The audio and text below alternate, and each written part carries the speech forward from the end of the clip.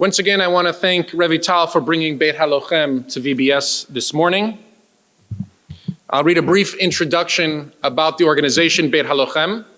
Following, I'm going to read two biographies, brief biographies of the two soldiers, the two Giborim heroes that we have with us this morning, and then invite them up to tell us briefly their stories. We'll briefly have a conversation, and then following services, we'll briefly allow you out of this room for Kiddush and hurry you back in so that we can have a longer, more extensive conversation with them that should last approximately 45 minutes to an hour. So if you have questions and you'd like to engage with our IDF heroes that are here, please hold them till after services when we'll all sit together, enjoy our Kiddush here in this room, and listen to their presentations. At Beit Halochem, our top priority is to care for disabled IDF veterans by providing these men and women with the tools and services needed to regain dignity and quality of life. Beit Halochem centers in Tel Aviv, Jerusalem, Haifa, and Beersheba are specially designed to accommodate veterans with a wide range of disabilities. They're completely accessible to the blind and visually impaired, as well as veterans using wheelchairs. Sports, classes, and social events at Beit Halochem centers have been structured and adapted so that it is possible for all members to participate. Beit Halochem offers family-oriented programming. A critical part of healing is the support of family members. Each center also offers rehabilitative therapy wings, individualized treatments, hydrotherapy, creative healing activities, games and sports, competitions and challenges, activities for the retirees. On a personal note, the father of Simon's close friend when we lived in Israel was a member of the Beit Halochem Center in Jerusalem following his injury in the IDF. And so my family has personally visited the Beit Halochem Center and swam in the pool with soldiers who were injured through their service. I want to introduce our two legends who are here. It says legends on the top of the page. Lieutenant Colonel Michael Kubi, Micha. Born in 1945, Micha Kubi comes from a family with a heritage dating back to the times of the Crusades. Several members of his family set off to the land of Israel from North Africa in the late 18th century, settling in the ancient city of Tiberias, where they established themselves as one of the most prominent families in the region for over 100 years. As the 20th century progressed, the Kubi family fought alongside the British Army during the Mandate of Palestine, and its members served in the Haganah's intelligence service, Shai. Following the founding of the State of Israel, Shai would be the foundation of the Israel Security Agency, the Shin Bet, responsible for internal intelligence operations and protective security services. Micha's story begins during his time in the IDF, where he served in the elite special forces of the General Staff Reconnaissance Unit, Sayeret Matkal. During his tenure with the unit, he took part in many complex, dangerous operations behind enemy lines, for which he was decorated by the President of Israel with the Medal of Distinguished Service. During one such mission, Micha sustained severe injuries which led him to join the Sahel Disabled Veterans Organization upon his discharge from the IDF. In the decades that followed, Micha continued to defend the state of Israel through his work in the Shin Bet. One of his most notable contributions was his role as the primary interrogator and analyst of Yahya Sinwar, the Hamas militant and leader who would become the mastermind of 2023's October 7th massacre. Micha's profile of Sinwar would serve as a core pillar for the operations that followed, as the insight into his motivations and goals continue to prove critical in rescuing Israeli hostages and securing any long-term agreement. We also want to welcome Master Sergeant Chemi Shushan. Chemi Shushan, born and raised in Efrat, Gush Etzion, to his parents David and Eti, who instilled in him a deep love for our homeland. At the age of 18, fueled by a sense of duty and patriotism, he made the decision to enlist in the IDF, opting for one of the most challenging combat units. The journey involved an intensive training course, leading him to the unit he had always aspired to join. However, his military service took an unexpected turn when he faced a serious injury. Gratefully, with the support of those around him, he managed to recover and overcome the challenges, also thanks to the help of Beit Halochem centers. You were in a Fauda unit, yes? Not in the television show, a Fauda unit, yes. A real one. Chemi embarked on an academic journey, pursuing a bachelor's degree, and upon graduation, delved into a master's program in economics and business administration. The pursuit of knowledge became a driving force in his life, propelling him to reach new heights. In a chapter of unexpected turns, he decided to venture to the United States, representing the IDF disabled veterans. During this transformative journey, he had the pleasure of meeting his wife, Penelope. His journey is a testament to the power of recovery, education, and the unexpected paths that life may lead us down. He is grateful for the experience that have shaped him, and he looks forward to the continued exploration of opportunities on his horizon. It's with a great deal of pride and humility that we welcome here to our bima, Micha and Chemi.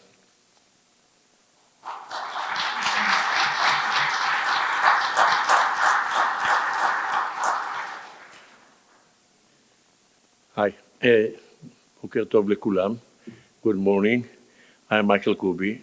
As he said, I was born in Tiberias, Israel at 1945. I was recruited to the Sayeret Matkal for a long period of time. I was shared and led very secret mission abroad, in many countries, many enemies countries, and all of them succeed, fortunately. And later on, I became the head of the interrogation department at the Israeli Secret Service for a long period of time. During my serving the Shin Bet, I was the head that interrogate with Ahmad Yassin, Yehya Sinwar, and all the others, about the Hamas Convention Charter of the Hamas. How did they establish, everything about the Hamas, and that's what I'm going to tell you later. So thank you very much. Oh, I used to speak generally 25 years, 17 or 18 hours a day Arabic. That's what I used to speak. My English is not so fluently like the Arabic, so excuse me. Thanks. Good morning, everybody. My name is Hami. Basically, I came here today to tell you, first of all, my story, how I got injured. A little bit about my background. So as you know, I'm from Efrat. I joined the military to a small unit. I was service undercover for 4 years. I was make sure that the people that I got going to Kubi. And basically, after I served for 3.5 years, I get injured in one of the biggest operations that we saved many lives. And I will tell you about it a little bit later. My injury led me to the hospital and recovery for a few months. Beit Halochem basically took me from there and held my hand and actually let me and helped me to walk again on 2 feet. And today, as October 7 happened, we have a lot of people that need the support exactly like what I experienced before. And without them, I don't think we will be able to, there's not enough power in Israel to help all of them. So Beit Halochem need to take a big part of that. And with your help, we will move forward and help each one of those soldiers. So thank you for being here today. And I will tell everything about my story later. Thank you very much.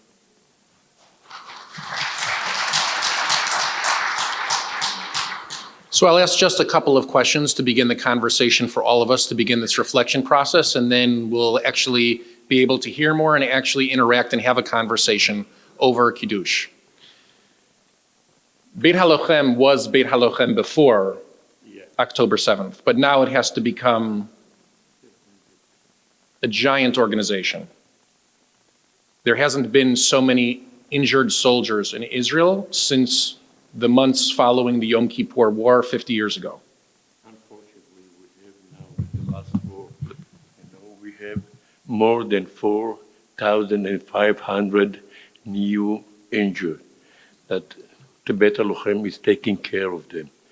At the end of 24, it will be 12,500 approximately. That's the number. Most of the injured are very difficult condition. 2 or 3 weeks ago, I was visited, at the Sheba Hospital, the injured, as a member of the Beit Halochem, and I was the executive director, the directory at Beit Halochem. It's a terrible condition. We know that we have to do everything for them. They must start a new life, For example, if somebody dreamed to be a doctor, a surgery, now he can't. We have to sit with him, to follow him, and to teach him another job. We find jobs for them after they recovered, and we are visited their family. Their family are also members of Beit Halochem. They are share with them, they are coming and share with them. Now we are going to continue building, to build Ashdod Beit Halochem. It's already, the basic is built already. We have to finish. It costs a lot of money, and I hope that we will start again at June to renew the building there. I hope that we will have this money for that. It's for 10,000 injured, wounded, soldiers, new wounded soldiers. Yeah, the center in Beit Halochem, Ashdod, will be, the post-traumatic, issue, the subject. PTSD, the PTSD. That will be the center in Beit Halochem, Ashdod. It will serve more than 10,000 or 12,000 injured. In the southern region, and that's why it's being put in Ashdod right now. And let me ask you our final question for this short, abbreviated talk. Many of us have the experience, the opportunity, the privilege of visiting Israel and seeing that the whole country is essentially traumatized to a certain extent right now. When you come to the United States, how does it help you to travel to communities like this? And what would you want communities to feel, to know, as they walk away from this encounter? So basically, when people like us from Israel walking between synagogues and places with a lot of Jews, I want you to understand something. Israel is not just Israeli people live in Israel. It's Jewish people that belong to the Israel nation. So all of you guys, all the people that are considered to be Jew and part of the Jewish world are actually belong to Israel, no matter what. If something happened in the world, if another Holocaust, God forbid, will come up and raise their head, we are always have a place to go back to. We are always have our plan. We are always have our land. So to see your support, to see your smiling, to see your awareness about what happened, what's going on in Israel right now, to see your holding hands and pray for Israel. I was so impressed by the prayer today. You have no idea. The last time I saw something like that was a while ago. I don't remember that I even see something like that. You're actually praying for Israel and crying for Israel and actually claim from God to help Israel, but you basically say for all the Jewish in the world. And that is very, very strong and powerful for me to see that. And I hope that your praying will go there and actually God will note it. So I feel like with you guys, we can actually continue and move forward in every day. And we are very, very appreciate that. So thank you. I just want to add that we thank very much, the United States that helping Israel with many things. They are sending us all the immunity, the Tachmoshet, we send Hebrew, and all the help we get, everything. So thank you very much, United States. And I met here some, Jewish community. They are so warm to Israel. And everybody want to give something, to show that he gave, and he, one of these, one in the Israeli, one that, I forget the word, never mind. It feels like... They are feeling like Israelis. Strong. Very strong. And we are very strong, even what happened after, unfortunately, the 7th October. We are really still strong, the army, the Shin Bet, and the people. And I hope that we will win, and destroy the Hamas ability to be again as the Nazis organization. That's what I'm going to tell you later about the Hamas charter, all the details about the organization. everything that we found in their houses, in each house, we found the Mein Kampf. At the charter, it's translated from Germany to Arabic in each way. They were dreaming about killing Israeli, Jew, and infidels. They were dreaming about that. Yahya Sinwar was very proud when he killed 12 Arabs. He said that they cooperating with us, with Israelis, but they didn't. He killed them by machete. That's the reason that the citizen of Gaza called him the butcher from Khan Yunis. I'll tell you later about Yahya Sinwar and what he did against us. As I always say, whether in Israel or here, to soldiers who have served, soldiers who carry with them injury, just as God says to Samuel in the book of Shmuel, right? I wish that you could see yourselves through our eyes, the way that we see you. Chayei Giburim, heroes, right? I wish that that's the way that you saw yourselves, and I wish that's the way that all of the injured IDF soldiers saw themselves, was the way that we see them as heroes, and not the way that they see themselves as damaged. And if there's anything that we could do, as you said, as a Jewish people, as a family, as a single family, to help brothers and sisters who are suffering, we here at Valley Beth Shalom are committed to helping do our part. Thank you very much. I just want to add one thing. My grandpa, he was born in Tiberias, Israel, but he was taken, the German captured him when he fought with the British Army. He was 5 years in a work camp, forced camp, and after 5 years, I sit with him a lot. He used to say to us, you have to serve the security of Israel. Me, my father, my brothers, everybody. And the reality, everybody from my family served, as the patriotic of Israel. Thank you.